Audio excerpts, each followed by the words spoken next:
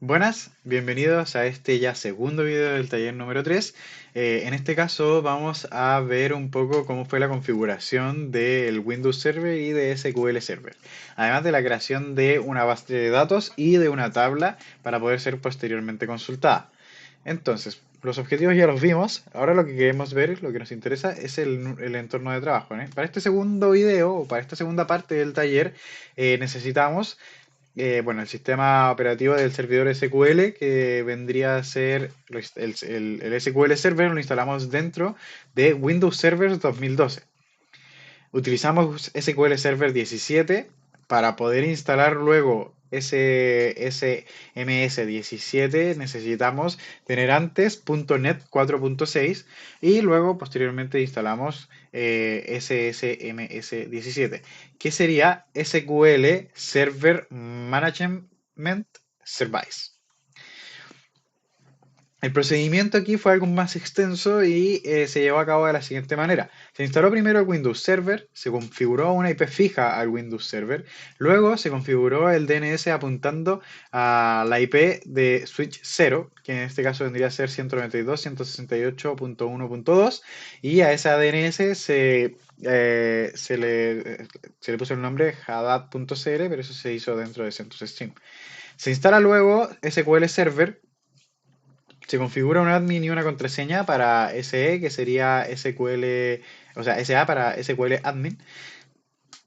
Luego, para poder instalar, bueno, debido a que para poder crear la tabla y todo, se utilizó un software visual, o sea, una GUI, que en este caso sería SSMS, el SQL, o sea, SQL Server Management Service, y para poder instalar SQL Server Management Service se necesitaba .NET instalado desde la 4.6 para arriba. Entonces, como esos archivos no los teníamos localmente en Windows Server y Windows Server no tiene conexión a Internet, tuvimos que subirlos al document root de Apache. ¿Qué vendría a ser eso? Eso vendría a ser subirlos a el servidor que tenemos, el servidor Linux, a la carpeta que está dentro de var y HTML. ¿Ok? Que es básicamente la carpeta que tiene permitido a Apache mostrar por medio de HTTP. O sea que el resto de usuarios de la red pueden consultar solamente a esa carpeta dentro del sistema operativo de Linux, o sea, del CentOS Stream. Luego, posteriormente, se configuró el puerto 1433, que es para SQL, con TCP/IP. Se configuró el firewall para que no bloqueara las consultas. También se le asignó un nombre a la IP de SQL Server para que fuera un poco más verboso el comunicarse con el servidor SQL. Y se creó un usuario para PHP para que PHP pudiera hacer consultas y inserts y eh,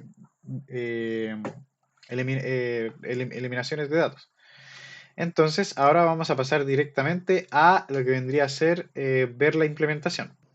Bueno, aquí podemos observar cómo es que ya tenemos las dos máquinas virtuales abiertas. Tenemos la máquina virtual conectada por medio de SSH a CentOS Stream y también tenemos la máquina virtual conectada a Windows Server.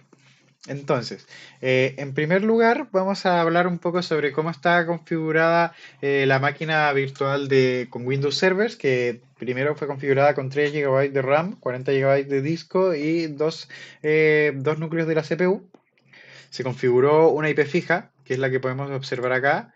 Si es que nos metemos en propiedades, luego vamos a protocolo de Internet versión 4, TCP/IP, y podemos observar cómo es que tenemos una dirección IP que fija en 192.168.1.3. Podemos ver cómo es que está desactivado obtener una dirección IP automáticamente. ¿A qué se refiere esto? Se refiere directamente al DHCP, que es el servicio que se ocupa de asignar las IP de manera automática.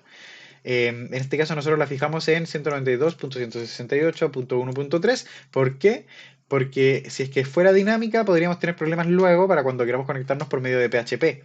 porque PHP es un script. Entonces, al ser un script, tiene hardcodeado la IP a la que se quiere conectar. Entonces, si es que está variando, si es que está cambiando, no podría conectarse. Luego, configuramos el servidor DNS a 192.168.1.2. ¿Por qué este servidor DNS? Bueno, porque es el servidor DNS de nuestra máquina, de nuestro servidor, o sea, de nuestra máquina virtual CentOS Stream. Podríamos poner aquí 8.8.8.8, que sería un servidor DNS público de Google, que también sirve para resolver nombres, pero no podría resolver el nombre, por ejemplo, de nuestro propio servidor, que es haddad.cl, porque ese está definido de manera local en esta red interna. Eso es para ver la IP fija. Y luego también podemos ver cómo es que le asignamos un nombre. Eh, También el tema de que, bueno, ya lo revisamos, que se le asignó una DNS apuntando a la IP del switch 0, la red interna del CentOS Stream, y que también se le asignó, bueno, el nombre. Luego se instaló SQL Server, que podemos ver acá, aquí, si es que nosotros buscamos aquí SQL Server, Microsoft SQL. Bueno, este es el management, pero aquí podemos ver la configuración de SQL Server 2017. Entonces, primero configuramos un SQL Admin, ¿ok? Pero eso se hizo durante la instalación, entonces no lo podemos ver ahora mismo. También para poder instalar SQL Server Management Service se necesitó .NET por sobre 4.6, el cual no estaba de manera local en la máquina. Entonces lo que se hizo fue que aquí en esta en nuestro servidor nos trajimos varios programas. Bueno, putty.exe es un programa que está desde el taller pasado, pero en este caso net.exe es un instalador offline para poder instalar .NET sobre 4.6.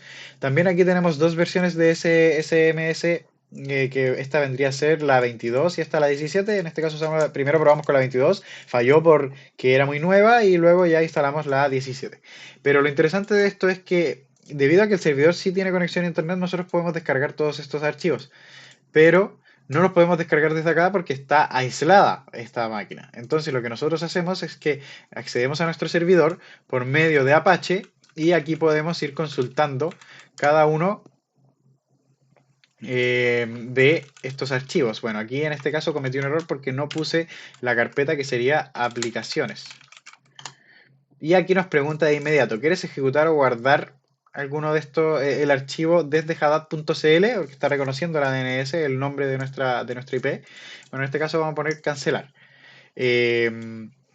Luego de que nosotros por medio de Apache descargamos net.exe, o sea, instalamos net.exe y también SSMS, lo que hicimos fue eh, configurar el puerto 1433 con TCP/IP para que PHP pueda hacer consultas directas al servidor SQL. Entonces, aquí, ¿cómo podemos observar eso? Primero tenemos que ir aquí a configuración de red, protocolos, y aquí vemos los protocolos que tiene. En este caso, por ejemplo, tiene el protocolo de memoria compartida, pero eso es porque SQL Server trabaja con memoria compartida cuando es de manera local. Pero en este caso, como no, la memoria compartida es para una sola máquina, nosotros estamos trabajando en dos máquinas distintas, tenemos que comunicarnos por un protocolo distinto. Y en este caso ese protocolo es TCP/IP. Entonces, si nosotros vemos acá, vemos que está habilitado, podemos ver sus propiedades y en direcciones IP, la dirección que apunta hacia afuera, que es IPA 11, podemos ver cómo está definida en el puerto TCP, está definido en 1433. Entonces, con eso ya quedó definido el puerto que va a utilizar PHP para poder comunicarse con el servidor SQL. Además, se configuró el firewall de Windows para que permita conexiones al puerto 1433, porque si no, aquí vamos a buscar en el panel de control,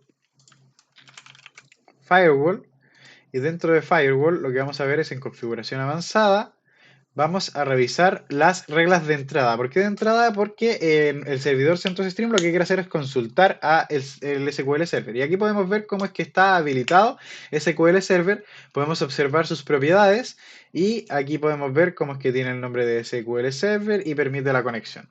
Luego, se le asignó un nombre a la DNS 192.168.1.3. ¿Eso dónde lo podemos observar? Esto lo podemos observar en var named. Oh, aquí podemos mirar en la IP, que en este caso sería haddad.cl.son. Lo abrimos y aquí podemos ver cómo es que SQL Server se define para la IP 192.168.1.3.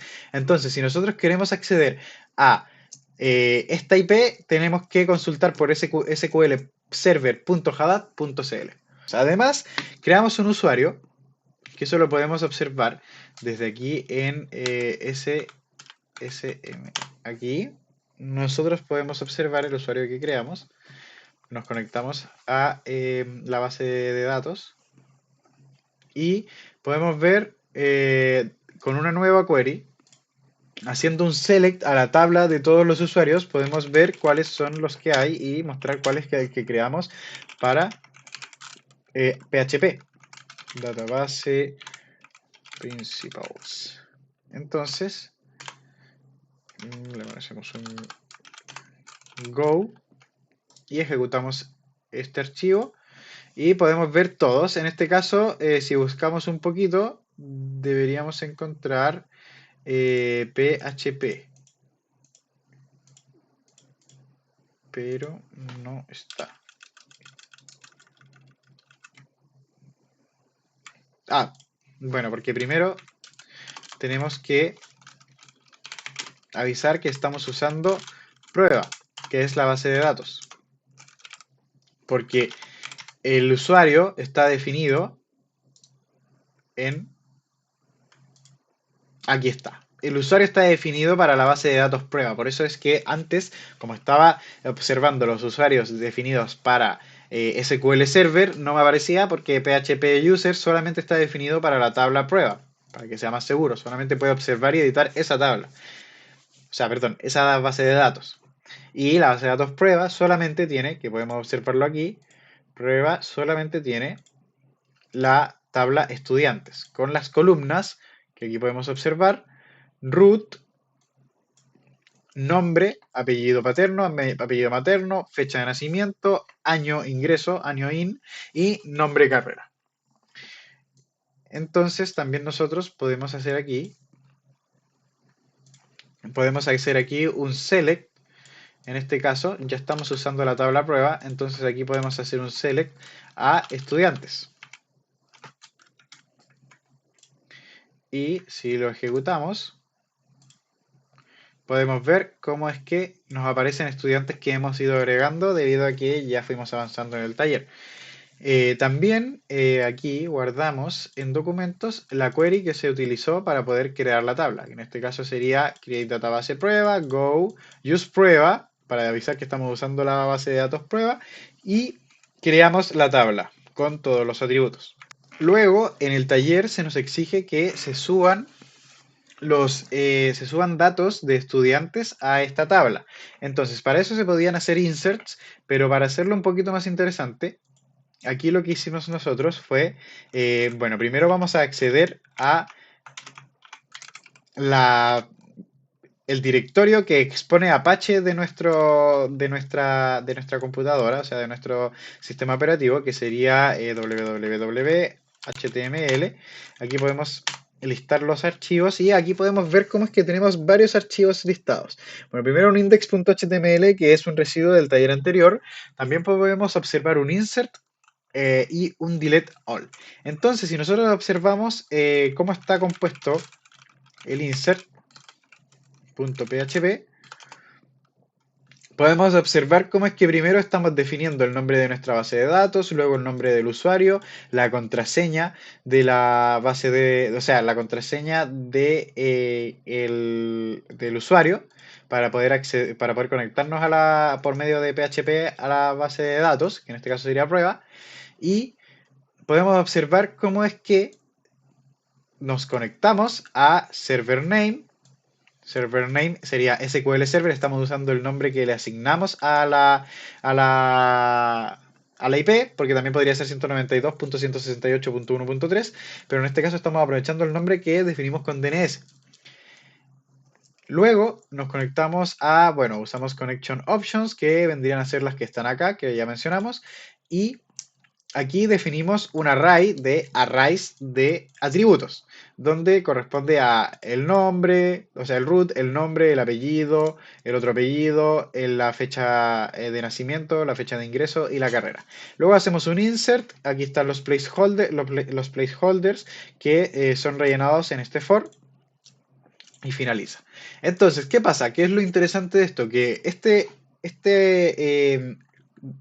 archivo está siendo expuesto por Apache en la dirección en la raíz de nuestro proyecto. Entonces, o sea, en la raíz de nuestro servidor. Entonces, si nosotros aquí ingresamos y ponemos, por ejemplo, primero porque ya está llena la tabla, entonces hacemos un delete al php tabla de estudiantes vaciada correctamente.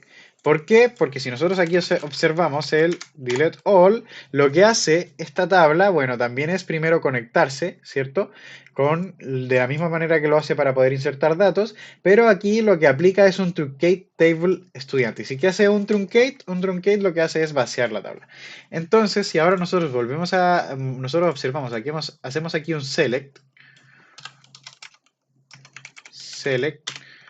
todo from estudiantes y ejecutamos este documento, lo que nos muestra es que está vacía. En cambio, si es que nosotros desde aquí ahora hacemos un insert, porque acabamos de hacer un delete, si ahora hacemos un insert.php,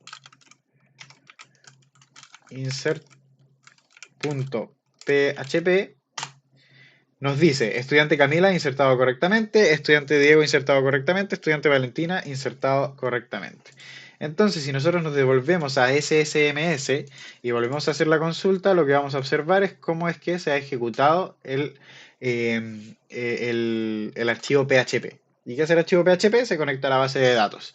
Entonces, lo que estamos haciendo aquí básicamente es conectar ambos servidores. Este servidor define la red interna y este servidor lo que hace es alimentar de una base de datos. Entonces desde aquí, desde nuestro gestor, lo que estamos haciendo es rellenar los datos de nuestra base de datos. También los podemos consultar, pero eso lo vamos a ver en el siguiente video.